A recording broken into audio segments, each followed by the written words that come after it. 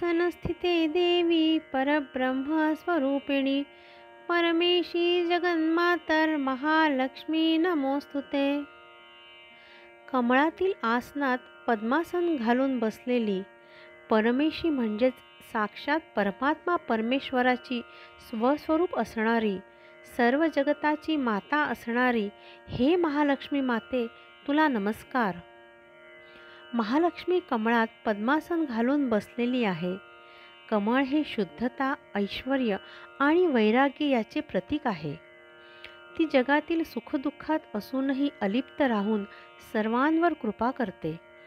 सर्व जगताची माता असून सर्व सृष्टीचे पालन पोषण करते। ती सर्व शक्तींचे आणि चैतन्याचे स्रोत आहे। सुख आणि समृद्धी प्रदान करणारी हे महालक्ष्मी माते, तुला नमस्कार।